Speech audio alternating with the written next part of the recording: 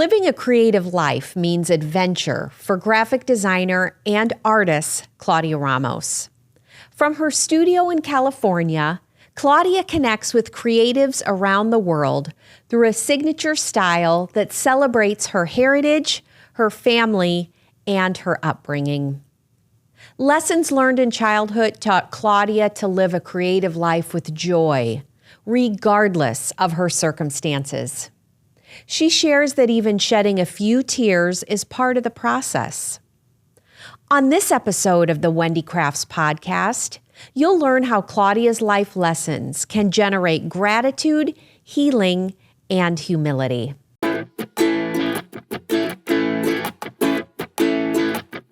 Hello and welcome back to Wendy Crafts, the podcast where we heal through the creative work of our hearts and our hands. I'm Wendy Townley, and my passion for more than a decade has been crafting projects that offer me resilience, purpose, and even strength. Today, we're diving into the adventurous, creative life of graphic designer and artist Claudia Ramos. From California, Claudia connects globally with a style celebrating her heritage and family. Her childhood taught her to live creatively with joy, even through tears. Get ready to learn how Claudia's life lessons can spark gratitude, healing, and humility. Well, welcome back to the Wendy Crafts podcast. It is very exciting to have such a new and very colorful friend of mine that I'm excited to introduce to all of you. Claudia Ramos joins us from sunny California.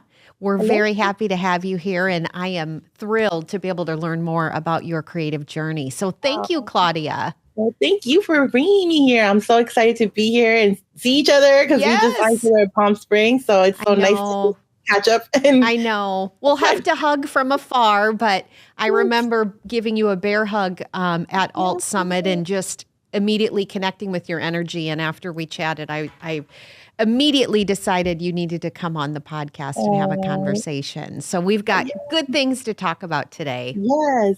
Well, one of the things I really wanted to begin with in our conversation is this whole idea of creativity and when and where at different points in our life it finds us.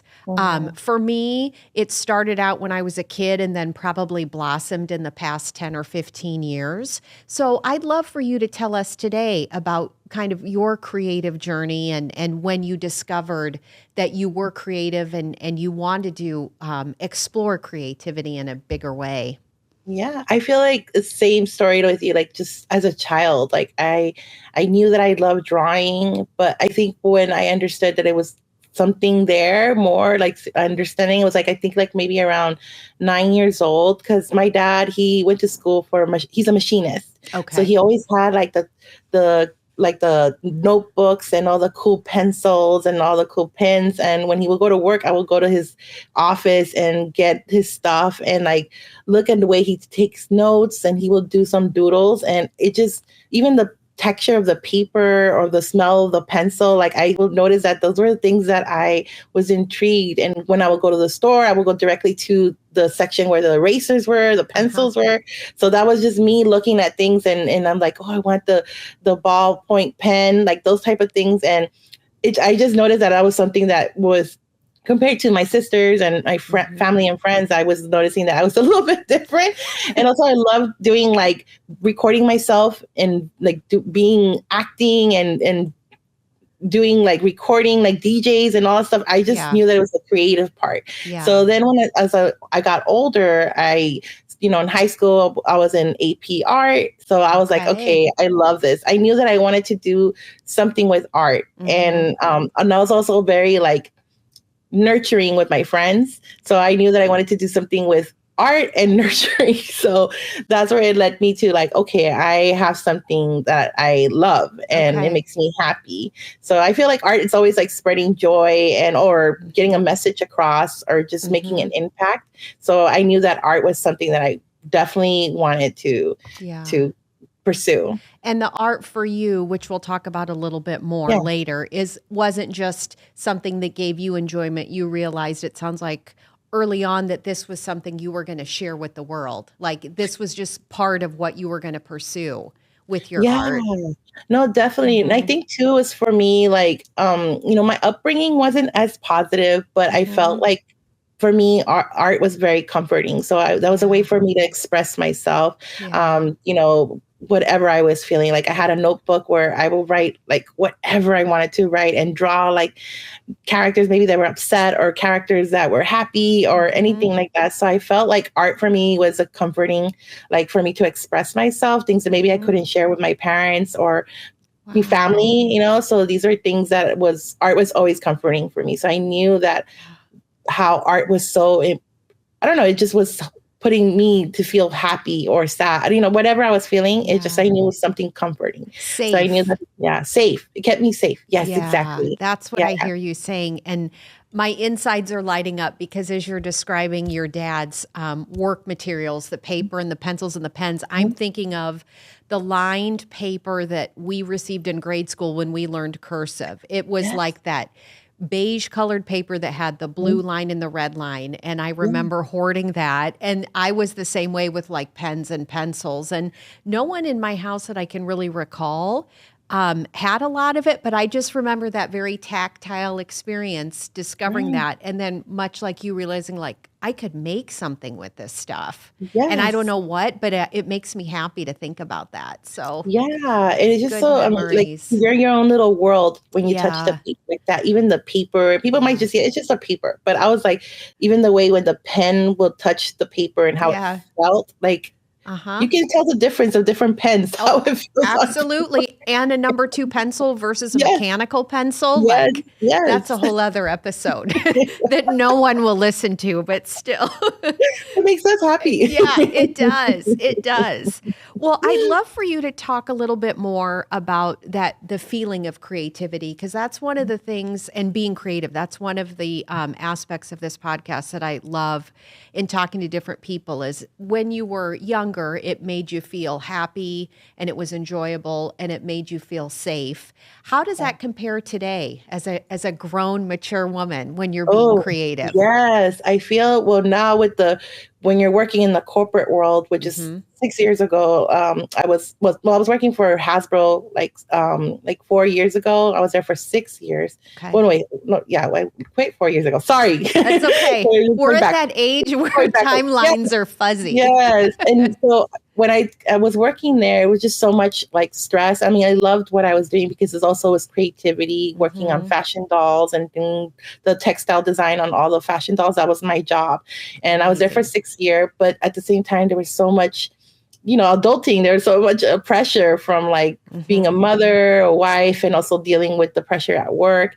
So Yeah. I had my stuff on the side, which is my creativity, doing my business, my Mm-hmm. Mijas. I found it that I have control on everything I wanted, like what Mm-hmm. color hair, what clothes. I felt so happy. And at the same time, I felt like I was healing my inner child. That's one of the things I noticed. Like, I didn't expect that when I was working on my characters, because I was Mm-hmm. drawing characters that were inspired by me, but Mm-hmm. also family and friends. But it made me happy. Like, I'll find myself like drawing and then I'll start crying Mm. because it was like a moment that I maybe brought me back to something that I, as a child, Yeah. that was maybe a joy or something that I was healing from, That was So hard. it was hard. So that's why like I'm so passionate of like with my characters, because I Mm-hmm. just find myself learning a lot by myself Yeah. and healing too. Mm-hmm. So makes me like actually confront these emotions, Yeah. which Well, is good. and Yeah. as much as you're comfortable today, I'd love for you to Yeah. tell us just a little bit more about that journey and what that healing has been like, especially as it relates to bringing in your creativity to serve as a catalyst for that healing. Because that's certainly been the case for me over the years, using that. Yeah. Well, having like for me as a child, my parents and myself, we migrated from El Salvador, Okay. and so it was as my parents going to work and seeing them like struggle, not and I had to take care of my sisters, so I had to grow up really fast, Mm-hmm. and with that, I felt like I lost a lot of my childhood. I wasn't able to go and try for the cheerleading or things like that I wanted to do. So I felt like I had the big responsibility of learning how to drive really fast to take care of my sisters, pick them up at school, all that stuff. And just adulting as a young age, basically. So, and I'm the oldest. So a lot of the times it's like so pressure. Yeah, there's so much pressure. And so I felt like now with now being older, that's where I found so many things that when I was drawing and creating my stuff, I felt that I was creating that child. Like when you see a lot of my Mijas, my characters, there's a lot of things that I put that reminds me as when I was a kid. Like I put Claudia and like maybe in a situation where she was a cheerleader, where I wanted to be a cheerleader. So I'll draw her as a cheerleader. Wow. You know, or put her in a situation where she has her toy that she wanted. You know, where I was a kid, I wanted that toy and my parents couldn't afford it. So I draw her now with those toys. You manifest it now. Yeah, exactly. So that's how I find myself healing. Yeah. Thank you for sharing that. I know that's a very personal story, but that's what I love, this opportunity to talk to creatives about what inspires that work. And knowing that has such a deep meaning for you is makes me love you and love your work even more. Thank you. And I'm sure it resonates with a lot of your audience too.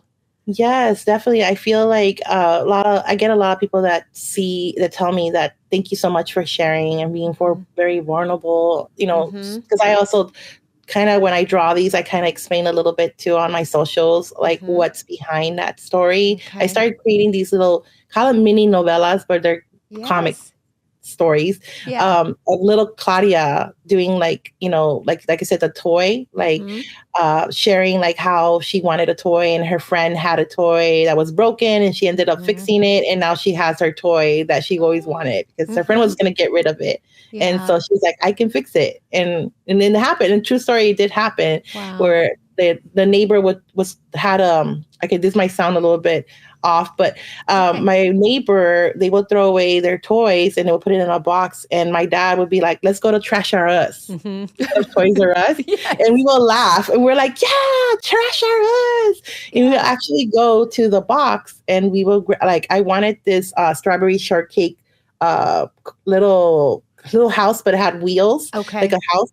And then and they were throwing it away and I saw that it had a broken wheel. So I fixed it and I played with it. I was happy with the broken strawberry shortcake. And I actually drew that as a little novella. Gosh. And people were like, oh my God, that is so cute. You can see it on my socials, but it's really like, it felt so nice to share that, you know, it's like somebody else's trash is somebody else's treasure. Like that. Absolutely. And now it's called vintage or upcycled or repurposed. No, growing up, you know, my parents divorced when I was 7, and I definitely felt some of what you went through in terms of having to grow up quicker than maybe I expected. And so hearing the story of how you kind of found comfort then and even now is really helpful. And I know it will help others who probably have walked similar journeys. And no, I remember going garage sale shopping with my grandma. We always went on Thursdays and Fridays in the summer. And it was a lot of like finding these neat toys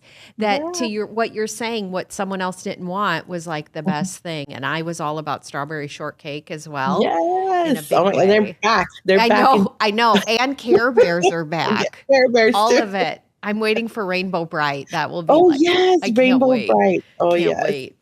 I wanted to talk next, Claudia, is a little bit about your community, where you live, either, you know, in California, but even online. Who is there to support you creatively? Ooh, wow. Well, definitely my family, like my daughter and my husband, and my mom, my dad, they're like such a big inspiration for me. Like we just seeing my mom first is like such a inspiration as a woman, like empowering. She taught herself how to drive. She was taking like night classes to learn how to speak English. I will go with her and just seeing her like just taking it, you know, like going for what she wanted. And so as a little kid, I seen that. I was like, okay, this is what a female is supposed to do. So I already knew that I was gonna be like that growing up. Like I was take control and do whatever I put my mind into, you know? Mm-hmm. And so definitely my mother was, and my dad too, the creative part. So my family is such a big inspiration for me to just like push me to keep Mm-hmm. going. And also my daughter, just sharing with her like my journey and for her to go for what she wants to do. So yeah, like definitely and also a lot of friends. Yes. A lot of friends, like even you right now, like you're doing your thing too. It's just so inspirational that you just are doing something that you're passionate and sharing, you know, your journey and also, you know, with other people to get inspired, you know. So I feel like that every person that I meet has inspired me to do what I'm doing right now. Like it just goes like, okay, go for it, Claudia. You like, you know, they're doing it. You can do it. Cause they're, you know, it's not always positive. Sometimes for me, I have moments where I'm like, should I continue to be doing this? Do people really like it? And when I went to Alt Summit, I had so many people coming up to me. It's like, I'm so happy you're here. And I love everything you're doing. It's so much needed. And I was like, oh my God, okay, yes. Sometimes you need to hear it. So we do. Well, and that's again, like when I saw you across the room at Alt Summit and then hadn't heard of you, didn't know anything about your background or your work until I got to the conference and snuck into your session near the tail end. And the way that everyone was just like fangirling and taking selfies with you at the end, yet you were so humble. And I could even see you kind of getting emotional at the end of your talk at the outpouring of support. And I'm thinking, woman, you need to own this. Like you're speaking at Alt Summit, you're in the front of the room. And so then when I was nervous, but I approached you in the hallway and said, I want to learn from you. And so I think what you're saying is exactly why creatives support one another and why we are all such just a special breed of human being, because what we do, we put out in the world, but we feel so much and we put so much of it in there. But I'm a firm believer, and I know you likely share this sentiment, like we give, but we also receive. And sometimes it's not always our instinct to receive and accept the help, but it's this big circular emotional and creative interaction that's just wonderful that I just get so excited about. Like, and that's why when I find myself in these situations, when I got back to the hotel, I had to like really take it in and be like so grateful and ground myself and be like, wow, like I'm here and I met so many amazing people. And it just, I just get very emotional because like I said, you're in your own little bubble. Absolutely. I mean, this is my little office. I'm drawing at night and doing this. So when you go out there and receive that love, it's like, wow, thank you so much. But I just have to ground myself again to be like, take it in. I know. Because it's just so much energy. It is a lot. And I think for anyone listening who has these experiences in your life, you don't necessarily need to go to an amazing conference to have it. I think recognizing the people who are pouring into you, in your daily life in a big way or a small way, even people who like strangers who give you a compliment at the grocery store. I think that's something that can just shift, especially for women, that we can accept it. And I really try to give back as much as I receive.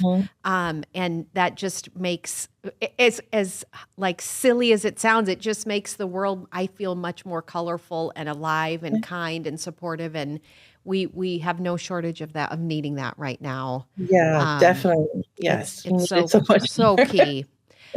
So on that note, because you've shared already, you do juggle a lot of different things in your day-to-day. How do you find time and how do you prioritize being creative just for you, just to work on a project? You know, not necessarily something for a client, but just for fun. Because I think that's something as creatives, we always want to try to maintain if we're thinking about turning it into a business or it already is how do we preserve that? Wow. Yeah, definitely for me is when I'm done with everything being with not being a mom, but meaning like when my daughter goes to sleep, taking a break. Yeah. I just try to now that my daughter, she's 17, I feel like I could be like, okay, I'm gonna go outside and I'm gonna go paint, or I'm gonna go just even sit down and look at the birds and just sometimes I just need to stay away from the computer because I'm so like on the computer every time. We all are. So we all are. I'm very if not on our phones. So we can try to put all that. I mean, as much as I love this, but we're on computers right in this moment. So I get right it. now. Yeah. And so I'm very like, okay, I'm going to take some time for myself. But usually for me at night is my creative time. I love when everybody just goes to sleep and the house is quiet. It's quiet. Yeah. Yes. And then I just get to, like, I've been doing, aside from not doing anything in the computer, I started doing like chains. What do you call it? Like little things like this. Or keychains and, just little things like embroidery, sometimes just to do things with my hands, like polymorph clay, stuff like that. Wow. So I try to I've always had that even as a kid. Like I love doing things with my hands.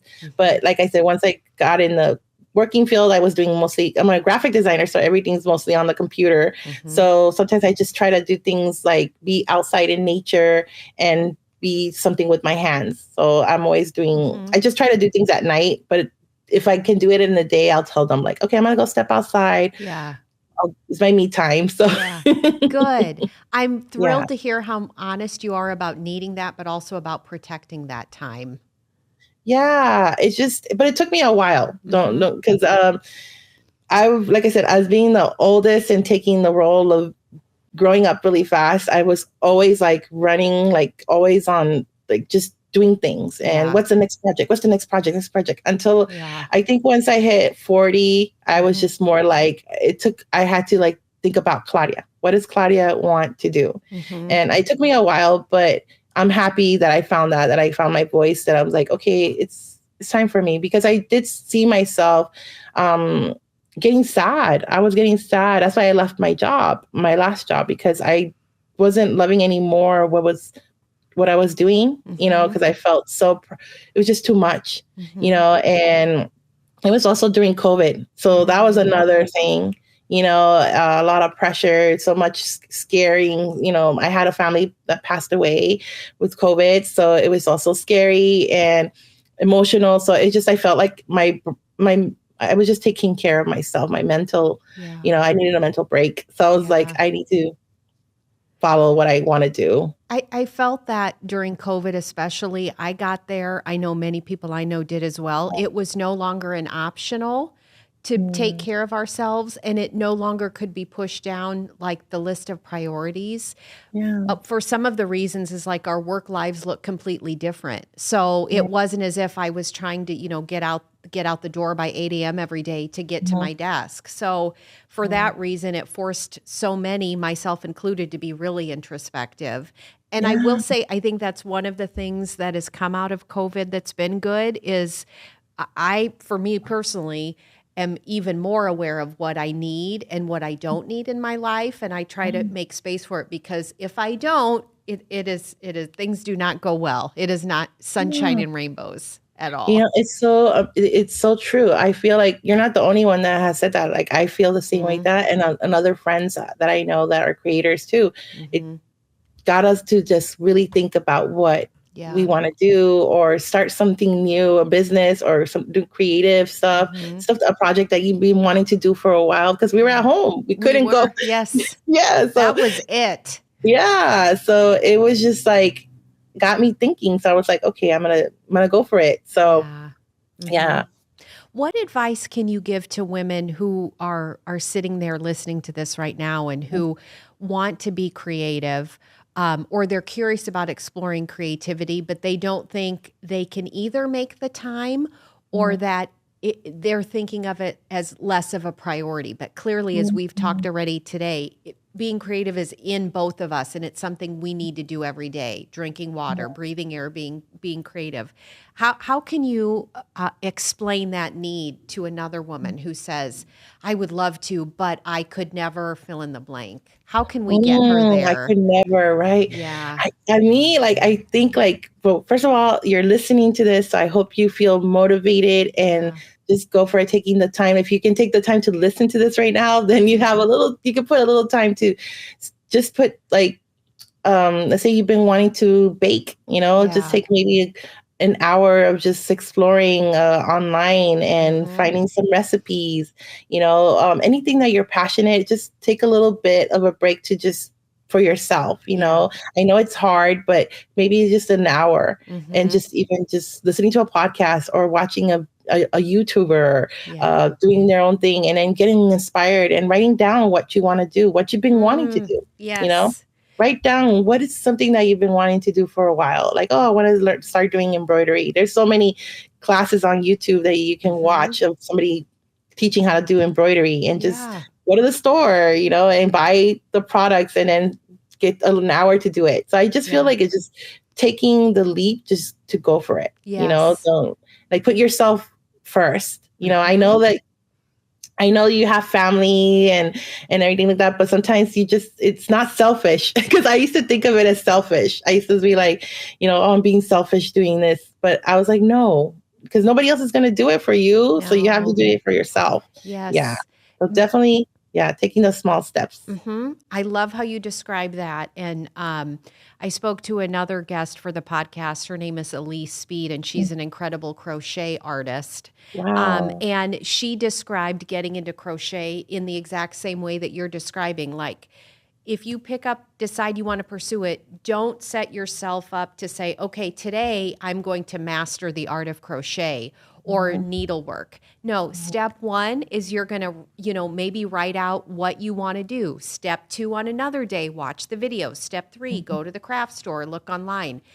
But I'm one of those people, when I start a new craft project, I'm not going to get it all done in a day, but I like the anticipation of knowing, like, oh, well, tomorrow I'll get to go do this, and on Thursday I'll get to go do this piece of it. So put it in our calendars. We know that nothing happens unless it gets on the calendar, but scheduling it out. I loved the way that you emphasize, putting it in steps. It has to be tactile and like practiced, but it still will fill you up and really feed you creatively.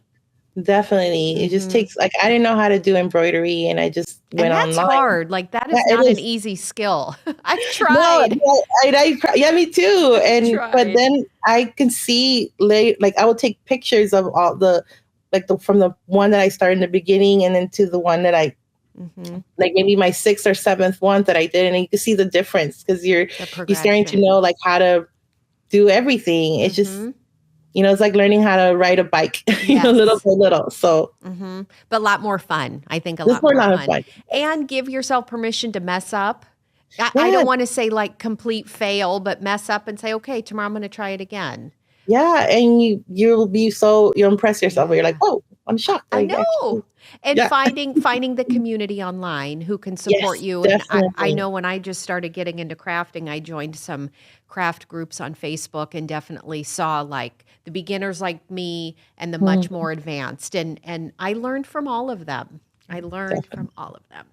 Well, last question I have for you today, Claudia, is I want you to introduce us and tell us a little bit more about your adorable cast of characters, and we've already kind of talked about the origin, but your love for them, because I ordered my several sticker sets on your website, and I was so excited when they came, and saw I literally gasped when I saw the matching tissue paper. Like, it was just so beautifully done. But your story is so inspirational about taking something that has a deep meaning for you and turning it into a business. So tell us more about the little Mijas. They're so cute. Oh, thank you so much. I want them all. Thank you so much. It makes me so happy when I hear that, because again, like, as a Latina growing up in LA, I love everything from stickers from Hello Kitty and all the stationery stuff like that, like Lisa Frank. But I just, a moment for Lisa. Yes. And it was so colorful. Yeah. But it's always nice to see representation, right? So I didn't see characters that had curly hair and, hoop earrings, because we always loved, I grew up wearing hoop earrings. I'm not wearing them right now, but usually I wear hoop earrings. Yeah. But I wanted to also just highlight that we're so diverse, not just brown, we're different skin tone, and inspired by my daughter that's half Filipina and Salvadorian. I wanted to create a character that also is an Asian Latina and Afro Latina, just that we're just diverse, right? And also cute and positive, very, I wanted to also highlight that. So it was very important for me when I created them. More working in the industry, the toy industry, I saw a lot of like behind the scenes, like when they think about like numbers, what character sells more, and it wasn't the brown girl, and so I felt that I needed to create something that can represent us in a cute and positive way. And when I did it, it was just starting off for myself, like doing a character for me. And then it led to creating the rest of the characters. And I was like, okay, I want to share it to the world. I was nervous and I was scared because I wasn't sure if people would embrace them. But I got so many amazing people from Latinas, but just not Latinas. Everybody was like, oh my God, I love them. Because when you see them, you don't think Latinas. They're so diverse. So they're just so cute. And so, but once you read the story, then you're like, okay, now I see. But people they've loved them. And so it was very important for me to just show representation is very important. And also have something positive and cute for us. Yes. Adorable.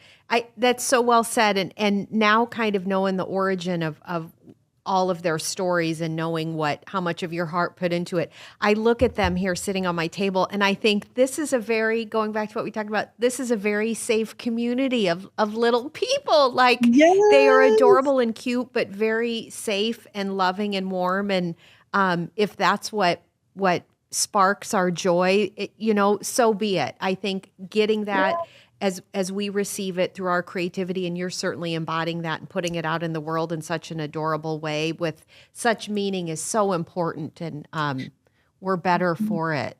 Yes, and I also get commissioned for people asking me to draw them as Mijas. So I have like in my website a little art gallery where I highlight anybody that wanted me to make them into little Mijas or Mijos. So it's also too just showing how diverse we are, and I have boys and girls, and it's just even pets. That was going to be my next question as a dog owner. Where are the pets? But they're there. Definitely. I'm going to add. I haven't created pets for the characters, my main characters, but definitely that's in the works. I have to create. Claudia definitely is going to have a squirrel because I had a squirrel when I was a kid. You're not joking, a legit squirrel. Yes, my godfather he used to trim trees and stuff, and he found a nest that was sad. He didn't want it.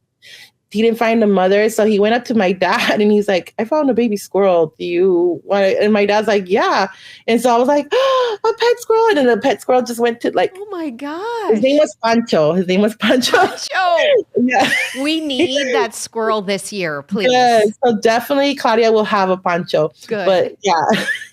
But see, drawing from your childhood, a great memory, and so many people are going to benefit from it. So so it's always going back to like again healing my inner child and drawing it and sharing it with the world. And I feel a lot of people will relate to it, and it's just so fun. And so definitely my Mijas and my Mijos are like such like they're my babies. So I love spreading them and to the world and sharing their stories, and it's wonderful.